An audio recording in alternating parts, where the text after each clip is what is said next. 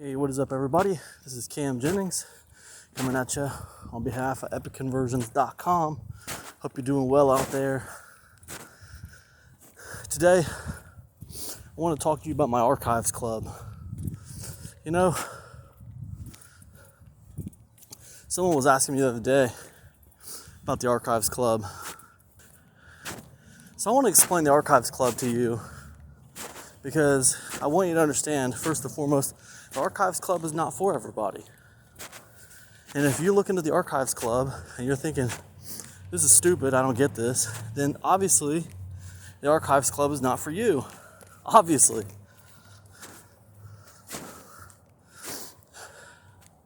You know, women, they have like all these cosmetics and, you know, perfumes and creams and lotions and it's all kinds of stuff, you know.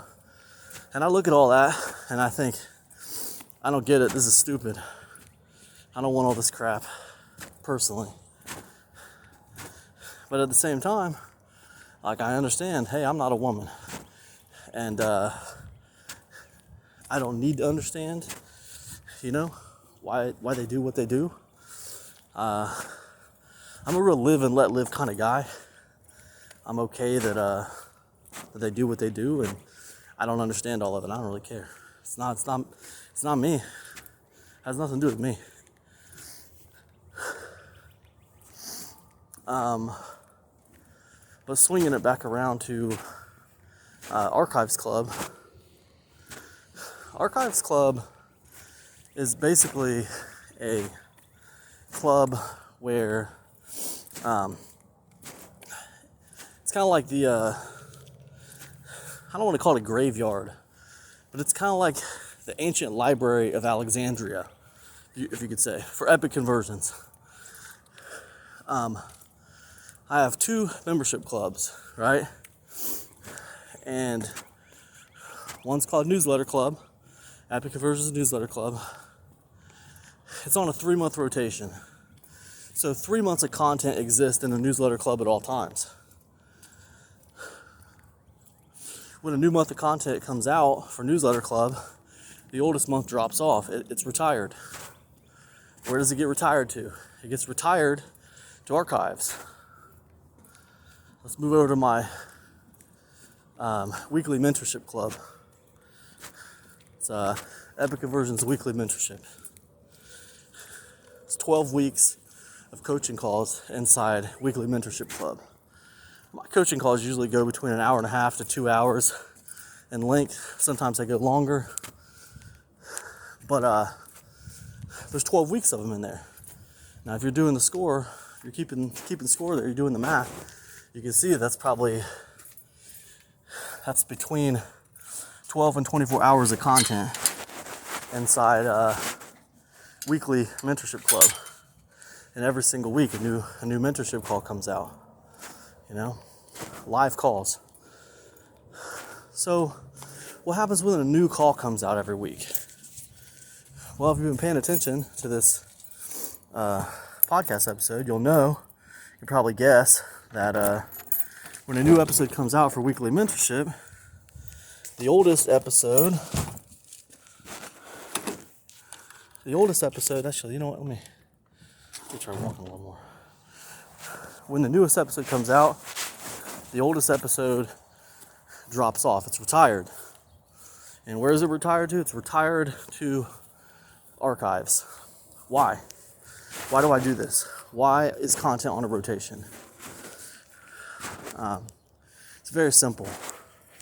Content's on a rotation because I want the content inside Newsletter Club and inside Weekly Mentorship Club to be fresh. I want it to be what's relevant for right now, and I don't want it to be too much because I've been doing membership sites for a long time, over a decade now. It feels like I've been doing membership clubs. When I first started, I would just pile content inside the membership club. Every single month I put more content in there, 5 to 7 pieces of content I put in there every month in my old membership clubs. And it was fine, but after a year or two, I started getting people complaining that like, hey man, I joined your membership club, but I don't have any idea where to begin. There's so much information in here, like I'm overwhelmed, right? So it was a point that I never considered before. I always looked at it like, hey, the older this membership club gets, the more valuable it becomes because the more content that's in here to consume. That's how I always looked at it. But I was wrong. I've been wrong many times throughout my online marketing career. The fact is, there's always more than one way to look at something. You know, perceived value comes in many forms. There's a value in brevity. There's a value in getting to the point. There's a value in only giving people what they need. So, my clubs, currently, the newsletter club and the weekly mentorship club, they're based on giving people what they need for right now, right? A good chunk of content, but not too much to where it just feels overwhelming, you know? Now, that's for a lot of people, but I have the Archives Club. What is Archives? Epic Conversions Archives. Archives is like, again, like the Library of Alexandria for Epic Conversions. It's like this ancient library that contains a lot of Epic Conversion stuff. That's where things go to retire. Not just for my 2 clubs that are on a 3-month rotation, but also standalone trainings that I put out. Eventually, when they get retired, they go to Archives. In fact, I just put like 12 or 13 newsletters into Archives that were retired. Just all at once. Newsletters that were on the market to buy for the public. And when they came off the market and they were retired, they went to Archives. I told you guys in a previous podcast, and if you haven't listened, then you're not trying hard enough, frankly. You should be listening to all these episodes. But I told you in a previous episode that I ruthlessly attack my products and look for reasons to retire them. I'm not the kind of person who believes in evergreen this and evergreen that. I don't believe in that. I believe everything has a lifespan. I have a lifespan. Nothing's forever, all right? That's why my products, when you buy them from me, they have the ability to be downloaded. I want everything that I sell to have the ability to be downloaded. Why? Because I believe when you purchased it, you have a right to download it and put it on your hard drive. That's yours. You own it now. You own that copy of that thing. I don't want it to be a situation where you just have to log into a membership site always to access your thing. So anyways, that's why I like downloadable copies of things. But yeah, I'm ruthless about it. And the reason why I'm ruthless about it is because I believe, especially in information products, but also in software and anything else, things have to be evaluated regularly. For me, it's every year. Every single year, things have to get evaluated, and they either need to be retired, they need to be updated, or they need to be deemed worthy to stay available for another year. That's how I do it. Everybody's got their own little system, but this idea of just leaving stuff out forever, that's stupid to me. So anyway, I believe in retiring things, is what I'm saying. And when things get retired in my world, they go to Epic Conversions Archives. Now, Epic Conversions Archives goes back to 2018. So, you do the math. That's, what is that? About 5 years worth of Epic Conversions, 6 years worth of Epic Conversions stuff in there now. So there's a lot in there. And it's the kind of place where you get in there and you dig through the archives, you know? It's the reason I call it archives. You dig through the archives, you try to find gold nuggets, things from the past, you know? Nothing in archives is meant to be like completely 100% relevant for now, right? But here's the thing. Right now, I'm reading One of the things I'm reading right now is the Boron Letters. All right, well, when was Boron Letters written? That was written a long time ago. Still very relevant for right now. So things from the past can still be relevant. They still matter. And in fact, I personally love digging through things from the past because a lot of times people forget about things and then they become relevant again. They matter again because not everybody and their brother is using them. So that's how I look at it. So archives, as far as I'm concerned, archives is a gold mine. It's a complete and utter gold mine for anybody with the ambition and the hard-working attitude and the cleverness to dig through it and find the gold, right? That's what archives is. Now, let me address price. This guy was saying it was expensive. So archives is $500. That's $497. One-time fee to sign up for archives, and then it's $10 a month to maintain your subscription to archives. So up front, it is expensive. Yeah, it's expensive. You got a bunch of my work that goes back to 2018 in archives. You know, we got work in there that cost $197 on the front end. We got work in there that cost $500 on the front end when it was available. We got work in there, a lot of work in there, that's not available anywhere else from Epicver. You can't find it anywhere else. It's only available in archives. So when we're talking about stuff like that, yeah, it's valuable. It's valuable. So it's expensive. And things that are valuable should be expensive. They should have some expense to them. I think, and I said this before, again, if you're not listening to all these podcasts, you're messing up. You need to go back and listen to all of them. I'm not recording them for my health. I'm recording them for you guys. So, you know, things that are expensive generally are valued more, you know. It doesn't matter if I put the most valuable training out there for free. It could be a 10-page report that teaches you the secrets of the universe, right? And if I make it free, most people aren't even going to read it. They might opt in for it. They're not going to read it. But if I charge like a couple $1,000s for that 10-page report, people are going to seek the value, right? So there's more going on there than just like what is written on the page or what is said on the video. There's more going on there. It's not just like what I'm telling you. It's also like how you're approaching what I'm telling you. So the way to shift how you're approaching what someone is telling you is by making it cost more for you. Like if someone was going to give you a piece of information, and in order for you to get that piece of information, you literally had to cut off a finger, like John Wick style. You guys ever see those John Wick movies where he had to lose a finger to get forgiven by, you know, the Order of Assassins or whatever.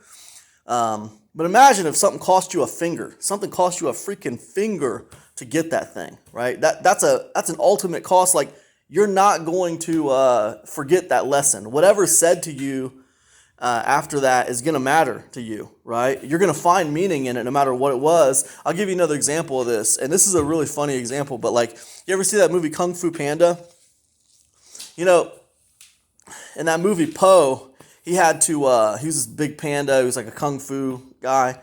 He had to go through all these trials and tribulations, right? He had to go through all this stuff, you know?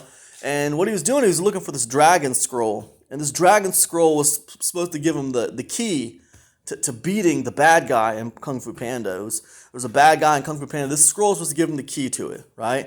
And he went through all this trouble to get this scroll. It was amazingly difficult. All the trials and tribulations that Po went through to finally get this dragon scroll. But he thought when he got this dragon scroll, it was going to give him the key, the information that he needed to beat, I forget the bad guy's name, Tai Lin or something like that. But it was going to give him what he needed to beat that guy. And what happened was, and I hope I'm not spoiling this movie for you. It came out a long time ago. If I'm getting ready to give you a spoiler now, all right? So if you haven't seen the movie and you want to see it, stop watching this podcast and go watch the movie and then come back because I'm getting ready to spoil it for you.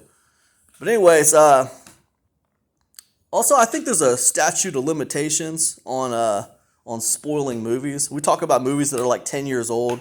I mean, that's your problem if you haven't seen the movie by now. It's your problem. But but it doesn't matter how old a movie is. I don't want to spoil a movie. I want to warn you before I spoil something in a movie. So that's how I feel about it. So anyways, with Kung Fu Panda, what happens is he opens the Dragon Scroll after going through all these trials and tribulations. And what happens is, boom, it's nothing. It's like a mirror. It's like a mirror image of himself. He just sees himself. The message, the key, the answer is within you. Within you lies the power to beat this bad guy. It's always been inside you the whole time, right? But the thing about it is, if someone just would have said that to him, like it wouldn't have mattered. See, a lot of people joke about that scene. A lot of people joke about that scene and say, wait a minute, what? That's all it is? That's a cheap answer. I can't believe it. I thought this dragon scroll was going to, give me something. But the thing is, in that movie, Poe saw that, and, he had to, you'll see this happening in the movie, the wheels slowly turning in his mind, and he realized that dragon scroll was actually exactly the right answer. Exactly what he needed to beat that bad guy. But the reason why it mattered, the reason why he had the wheels turning in his mind, is because he was seeking wisdom in what he was given, right? He was seeking the wisdom in what he was given. He was taking it seriously, okay? So what I'm saying is, when you give people things for free advice, free reports, free whatever. I'm not saying there's nothing wrong with doing that. It's a good way to build an email list. But I'm just saying, don't expect them to take it seriously. Don't expect them to inherently take it seriously, because it's going to be like if there was this bad guy roaming the land, and at the beginning of the movie they just gave Poe the dragon scroll and say, here's how you beat this bad guy. And he opens it up and it's just a mirror. He's like, what am I going to do? This is stupid. This ain't going to help me. So what I'm saying is, the harder it is to achieve something, the more people take their achievement seriously. And in the case of information and selling information and stuff, the more expensive something is, the more that customers are going to seek value in that thing, right?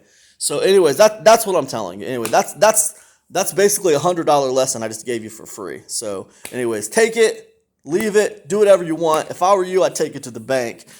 Just trying to explain just trying to explain Epic Conversions Archives Club to you a little bit. There's a reason why it's expensive. There's gold in there. It's basically the dragon scroll for marketing.